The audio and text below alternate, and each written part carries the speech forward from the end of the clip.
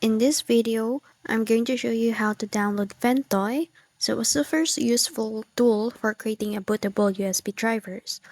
So first thing you need to do is head over to the official website of Ventoy. So simply open your browser and go to the ventoy.net, and then once you're on the homepage, look for the download section. So click this Ventoy, and then you will see here the download latest version, so click on that to start the downloading.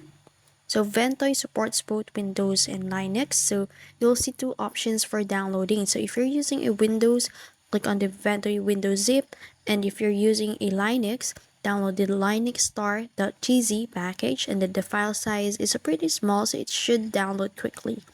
So just simply click on that and extract the files. So simply use a WinRAR. So click on that. So if you're using a Linux, you can use a command in terminal in order to extract the Ventoy.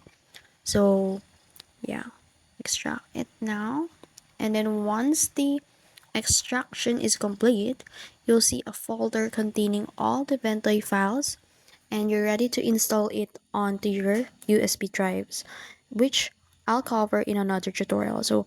And that's how you download Ventoy in just a few simple steps. So if you found this video helpful, don't forget to like, share, and subscribe to the YouTube channel.